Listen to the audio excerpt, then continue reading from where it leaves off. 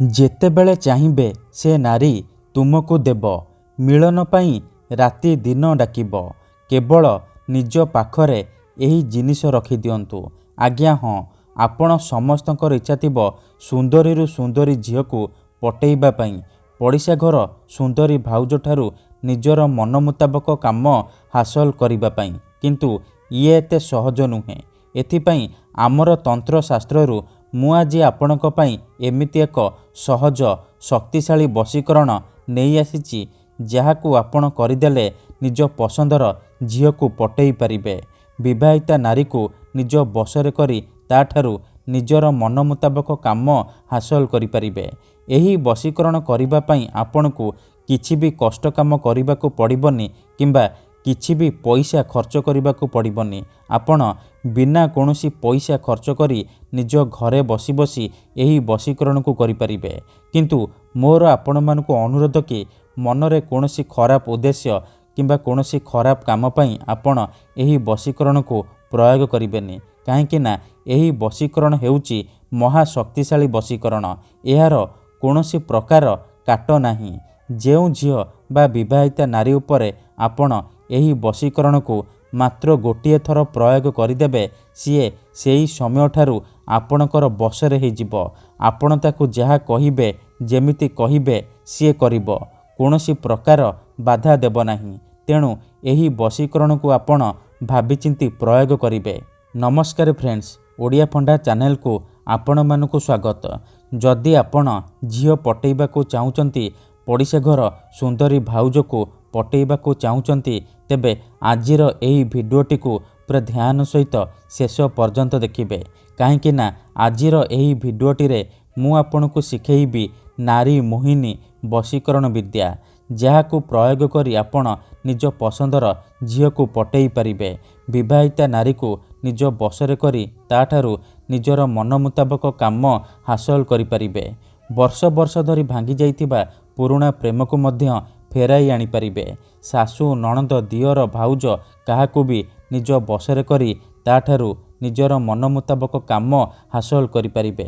ଏହି ବଶୀକରଣ ଦୁନିଆର ସବୁଠାରୁ ସହଜ କିନ୍ତୁ ମହାଶକ୍ତିଶାଳୀ ବଶୀକରଣ।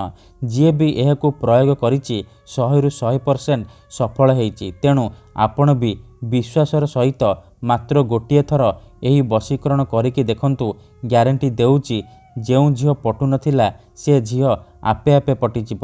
ଯେଉଁ ବିବାହିତା ନାରୀ ଆପଣଙ୍କୁ ଭାव ଦେଉନଥିଲା, ସିଏ ରାତିଦିନ ଘରକୁ ଡାକିବ, ଯାହା ଚାହିଁବେ ତାହା କରିବ। କିମ୍ବା ଯଦି ଆପଣଙ୍କୁ କେଉଁ ଝିଅ ଧୋକା ଦେଇଛି, ଛାଡ଼ି ପଳେଇଛି, ଆପଣଙ୍କ ନମ୍ବର ବ୍ଲକ୍ କରିଦେଇଛି, ଅନ୍ୟ କାହା ସହିତ କଥା ହେଉଛି, ଅନ୍ୟ କାହାକୁ ଭଲ ପାଉଛି, ଆଉ ଆପଣ ତାକୁ ଫେରି ପାଇବାକୁ ଚାହୁଁଛନ୍ତି, ତେବେ ମାତ୍ର ଥରେ ଆଜିର ଏହି ବଶୀକରଣ କରିକି ଦେଖନ୍ତୁ। ଏହି ବଶୀକରଣ କରିବା ପାଇଁ ଆପଣଙ୍କୁ କିଛି ବି କରିବାକୁ ପଡ଼ିବନି। କେବଳ ନିଜ ପାଖରେ ଏହି ଜିନିଷ ରଖିବାର ଅଛି। ଗ୍ୟାରେଣ୍ଟି ଦେଉଛି, ଯେମିତି ଆପଣ ନିଜ ପାଖରେ ଏହି ଜିନିଷକୁ ରଖିଦେବେ, ସେ ଝିଅ ହେଉ ବା ବିବାହିତା ନାରୀ ଟାଣି ହୋଇ ଆପଣଙ୍କ ପାଖକୁ ଆସିବ। ଯାହା ଚାହିଁବେ ତାହା କରିବ। କୌଣସି ପ୍ରକାର ବାଧା ଦେବ ନାହିଁ। ତେବେ ଏହି ବଶୀକରଣ ବିଧି ଆପଣ କିପରି କରିବେ, କେମିତି କରିବେ, ଏହାର ପ୍ରୟୋଗ ବିଧି କ'ଣ, ମୁଁ ଆପଣଙ୍କୁ ଶିଖେଇବି। ସମ୍ପୂର୍ଣ୍ଣ ପ୍ରୟୋଗ ବିଧି ଠିକ୍ ଭାବରେ ଶିଖେଇବି। ଜାଣିବା ପାଇଁ ଭିଡ଼ିଓଟିକୁ ପୁରା ଧ୍ୟାନ ସହିତ ଶେଷ ପର୍ଯ୍ୟନ୍ତ ଦେଖିବେ। ବିଧିଟି ଜାଣିବା ପୂର୍ବରୁ ଯଦି ଆପଣ ଆମ ଚ୍ୟାନେଲକୁ ନୂଆ ଆସିଛନ୍ତି, ତେବେ ଦୟାକରି ଚ୍ୟାନେଲକୁ ସବସ୍କ୍ରାଇବ୍ କରି ପାଖରେ ଥିବା ବେଲ୍ ଆଇକନ୍କୁ ମଧ୍ୟ ଦବାଇ ଦିଅନ୍ତୁ। ଯାହାଦ୍ୱାରା ଆମେ ଯେଉଁ ବି ଭିଡ଼ିଓ ଅପଲୋଡ଼ କରିବୁ, ସର୍ବପ୍ରଥମେ ଆପଣ ଦେଖିପାରିବେ ଆଉ ତା'ର ଲାଭ ପାଇପାରିବେ।